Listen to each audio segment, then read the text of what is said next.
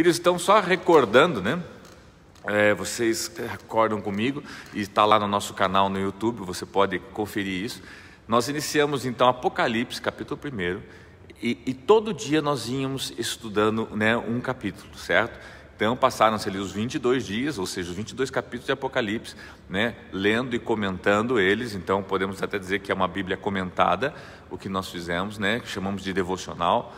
Daí, como nós temos buscado, né, seguir uma direção, uma inspiração de Deus para onde irmos, e eu estava pronto, preparado para vir com uma série de estudos falando sobre a nova ordem mundial, porque esse tema, nova ordem mundial, ele abrange muita coisa, abrange tecnologias, abrange economia, abrange a religião, abrange uma série de coisas que são pontuais, são para este tempo, são fatos que estão bem palpáveis, e assim, muito bacana, muito gostoso de fazer, mas por uma razão que eu entendo que o Senhor ainda não permitiu, nós ainda não iniciamos. Enquanto isso estamos estudando, estamos preparando material, enfim.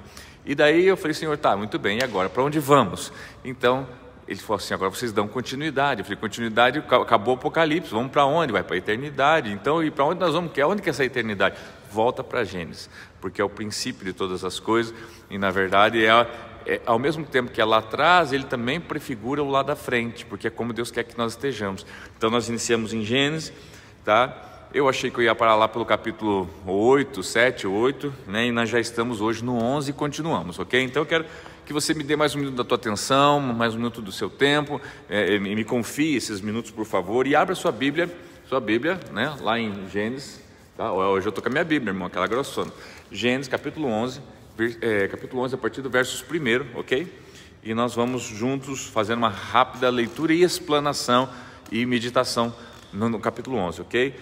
Lembrando que Gênesis também temos lá no nosso canal do YouTube, desde o capítulo 1 até agora, o de hoje. Daqui a pouquinho já está lá, eu já subo, salvo e já subo, tá? Às vezes demora um pouquinho, irmãos, às vezes demora até metade do dia, enfim, para subir no canal, mas isso tem a ver às vezes com a conexão, tem a ver com uma série de pormenores, isso que eu não consigo editar o vídeo, né? Vamos lá então, gente, para lá começar então, iniciando então, como eu já disse, hoje 30 de junho de 2020, terça-feira, né? E vamos começar então Gênesis capítulo 11. Diz assim, versículo 1, né? No mundo todo havia apenas uma língua, um só modo de falar. Lembra disso? Lembra daquela situação da Torre de Babel? Então, nós vamos falar sobre isso. Versículo 1, no mundo todo havia apenas uma língua, um só modo de falar. Saindo os homens do Oriente, encontraram uma planície em Sinear, e ali se fixaram, né? Saindo, porque lembra que a arca parou lá no Ararat, aquela região ali do mais oriental, e depois, né, as descendências de Sem, Cã e Jafé foram gerando filhos e filhas, enfim, de repente, então, tá, o mundo falava só um idioma, só uma língua, ok? Versículo 1. Esses homens então saem do Oriente, tá? Porque existia uma palavra, é muito importante você saber disso, existia uma palavra, né, de ordem da parte do Senhor. Eu quero só lembrar, você que está no capítulo 8, versos, se eu não me engano, 15, não, versos 17, olha só o que diz aqui o verso 17 do capítulo 8, só para você lembrar, tá? Faça que saiam também todos os animais que estão com vocês, e as aves, e os grandes animais, e os pequenos que se movem rente ao chão. Faça-os sair para que se espalhem pela terra, sejam férteis e se multipliquem. Lembra que logo depois da arca, né, da arca do dilúvio, né, que o dilúvio passou, Deus então dá uma palavra para que libere os animais, tá? Porque eles precisavam dar continuidade à vida e se espalhassem pela terra. Havia uma ordem de Deus que eles se espalhassem pela terra, queridos, né? Não só os animais, mas também as pessoas, né? Então a gente vê o verso 18, então Noé saiu da arca com sua mulher, seus filhos, suas mulheres deles e todos os grandes animais, e assim vai, tá? Demonstrando o quê? Que estavam obedecendo o quê? Uma palavra de Deus, uma ordem de Deus. Então o que acontece? Feito isso, então eles saem do Oriente, agora vem e chega na planície de Sinear, um local, né, chamado planície de Sinear, que é um local, imagino, plano, ainda que alto, bom de se viver. Ele falou: pai, aqui mesmo, achamos o lugar que nós, né, que é ideal para nós gerarmos uma cidade, né, montarmos uma base, ok? Tá? Não teria problema nenhum, desde que não tivesse uma palavra antes. Deus falou assim: olha, eu preciso que vocês saiam e comecem, né? Eu não quero que vocês se estabeleçam num lugar apenas, mas vocês encham a terra, vocês se espalhem pela terra, tá? Então o versículo 3 diz assim: disseram uns aos outros: vamos fazer tijolos e queimá-los bem. Usavam tijolos em lugar de pedras e piche em lugar de argamassa. Depois disseram: vamos construir uma cidade com uma torre que alcance os céus, assim o nosso nome será famoso e nós seremos espalhados pela face da terra. Aqui, irmãos, eu já vi falar tanta coisa disso aqui, da intenção dessa construção dessa torre. Pois era um povo que amava tanto a Deus, que queria tocar o céu, queria estar com Deus. Tudo é válido, irmão, toda interpretação, né? Todo pensamento ele é válido, tá? Mas tem coisas que são bem fatos e estão no texto, e a gente precisa extrair o que está no texto. E no texto diz assim, versos 4, disseram: vamos construir uma cidade, não fato, né? Chegaram unânimes a uma determinação, certo ou errada: vamos construir uma cidade aqui, nessa planície de Sinear, ok? Então, fato 1. Fato 2, com uma torre que alcance os céus.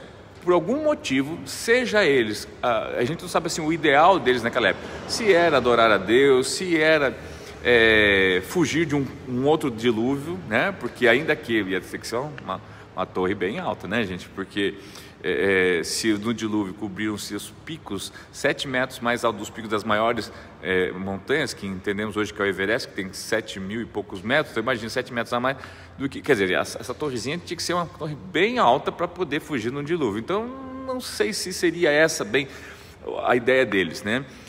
Talvez de tocar os céus, mas vem agora algo muito interessante que nos remete, sim, talvez à verdadeira natureza dessa intenção, porque diz assim: assim nosso nome será famoso. Então é o seguinte, irmãos, você já foi para Dubai, né? Você já viu lá aqueles grandes arranha-céus?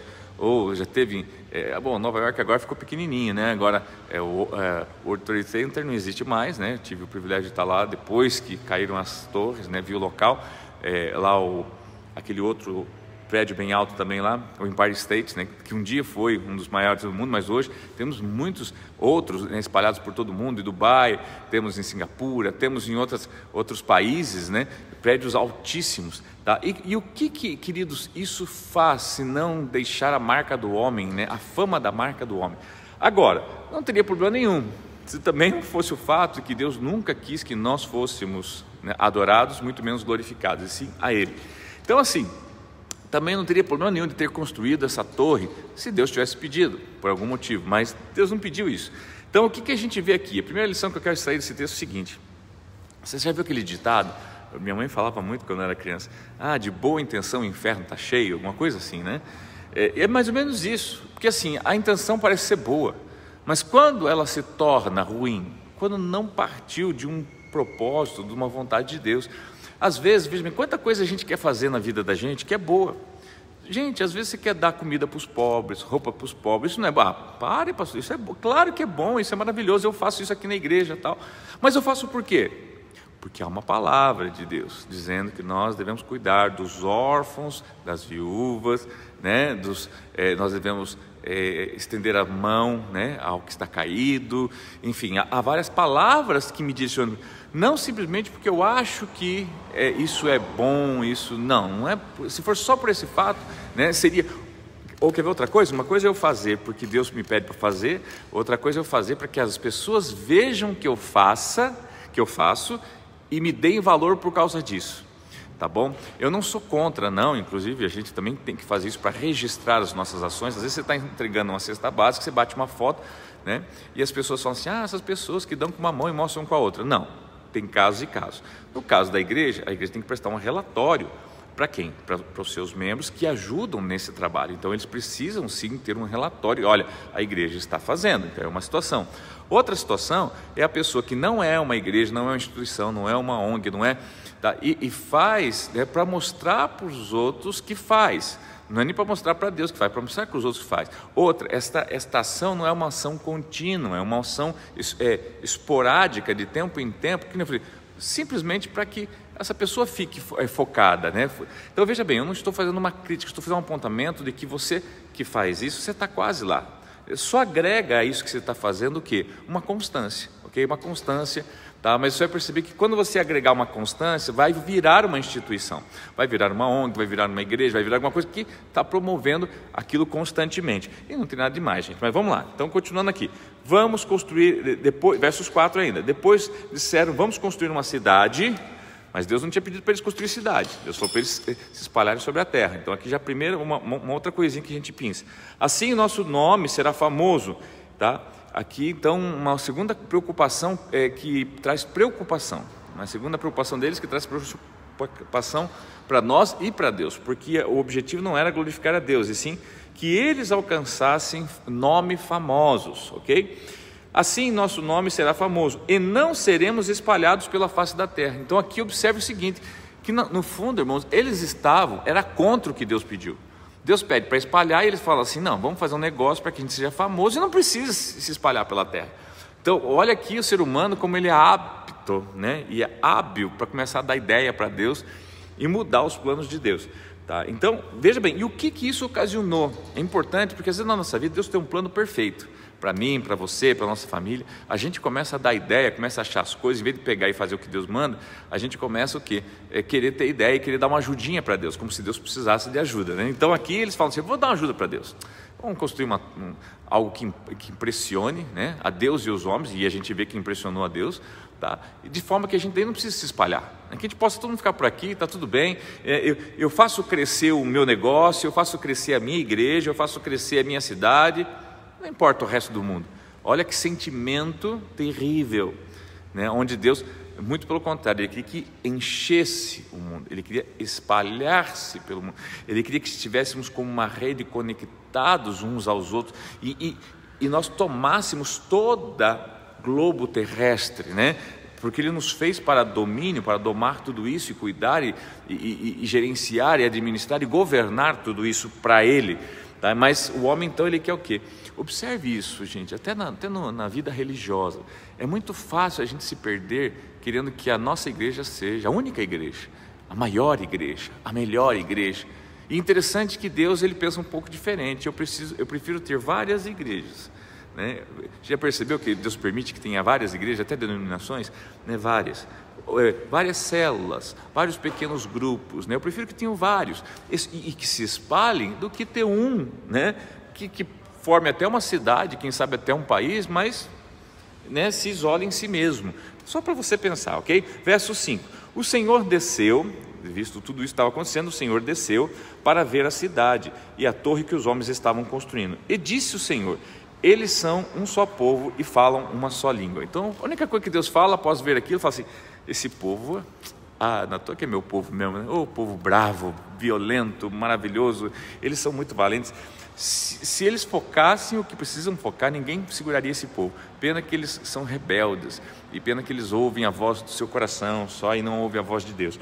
Porque olha só, o Senhor desceu para ver a cidade e a torre que os homens estavam construindo, e disse, verso 6, e disse o Senhor, eles são um só povo e falam uma só língua, e começaram a construir isso, ele chama isso, aquela torre de isso.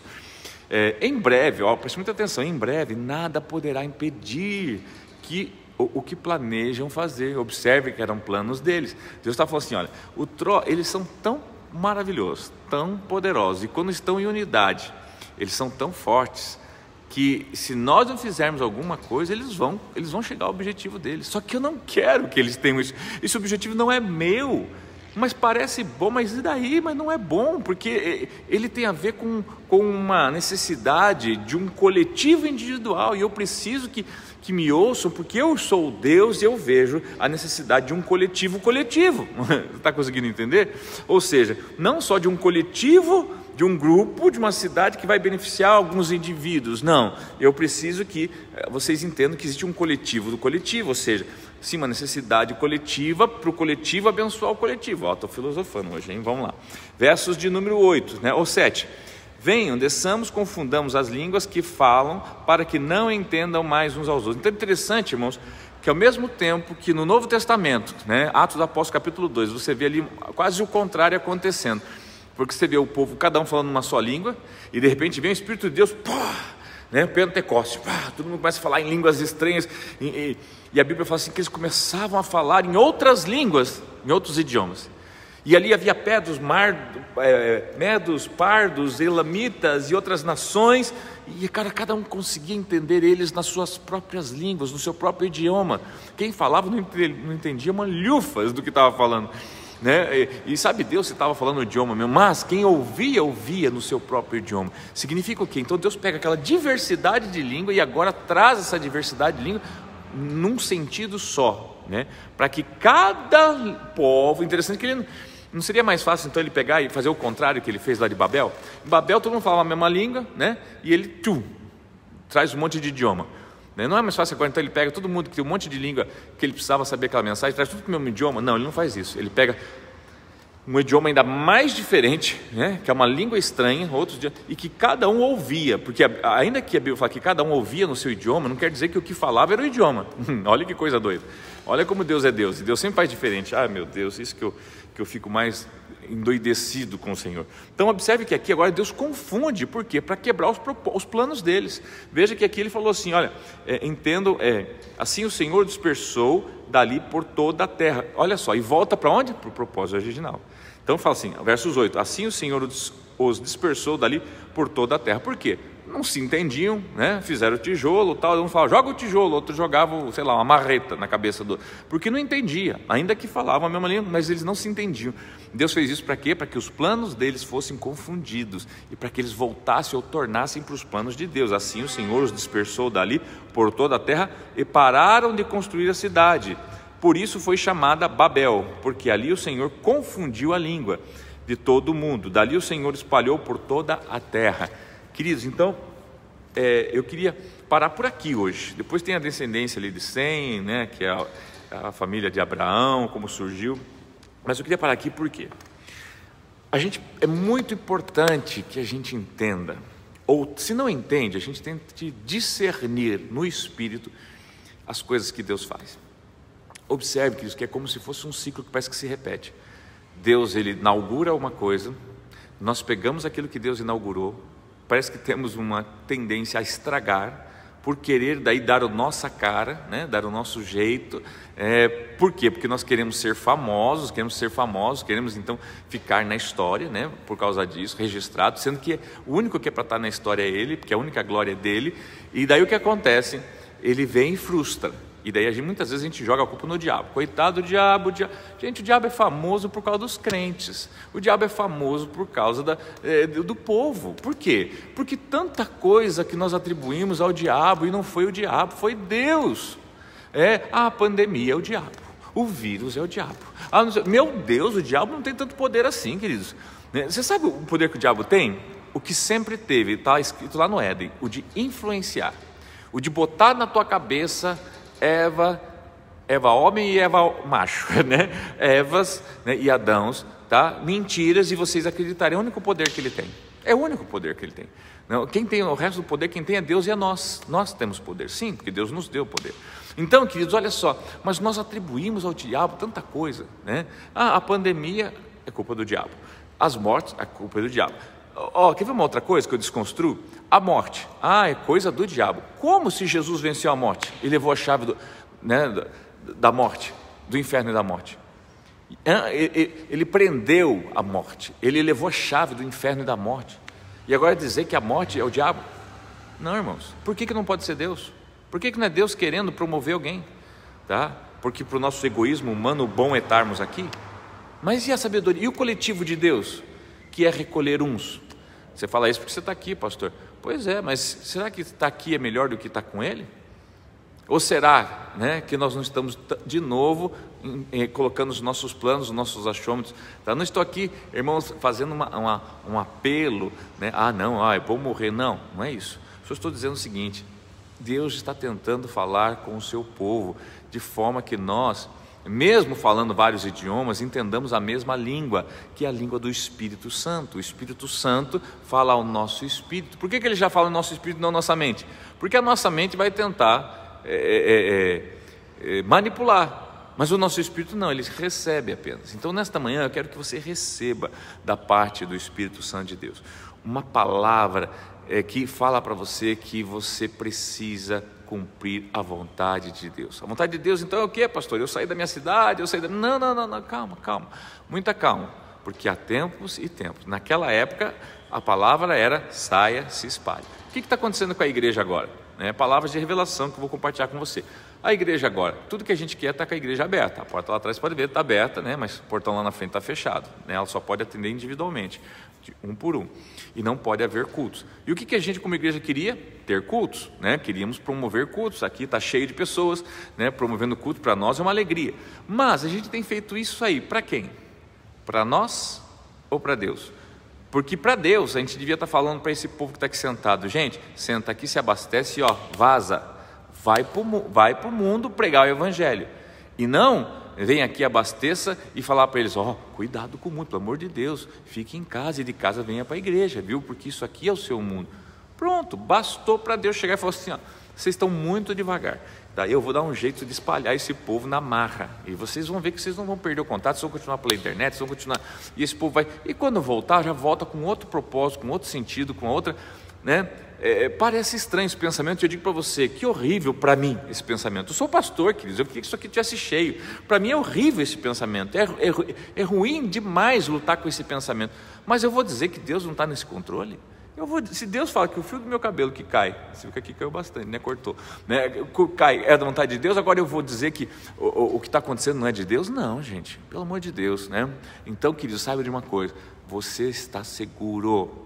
Você está seguro, se você está guardado debaixo da poderosa mão do Senhor. E eu te abençoo nesta manhã, para você estar debaixo da poderosa mão do Senhor, na direção do Espírito Santo. Ele está guardando você, sua casa, sua família, seu lar, no nome de Jesus. E saiba que Deus não brinca, não é homem para que minta, nem filho do homem para que se arrependa. Ele está no controle, Ele está nos conduzindo sim a Ele, a sua presença e ao seu plano original. Que assim seja em nome de Jesus Cristo, e eu te abençoo no nome de Jesus, tá bom, queridos? Olha, hoje à noite tem algo muito especial, às 20 horas, nós vamos entrar sim como igreja, cada um em sua casa, vamos reunir a igreja. Gim, avisa as autoridades que vai ter uma multidão reunida hoje, tá? Como igreja, sim, só que cada um na sua casa e nós juntos pelo aplicativo Zoom. Aparece todo mundo na tela ali, todo mundo pode conversar com todo mundo, uma bagunça santa, mas eu tenho algo muito especial para liberar o teu coração.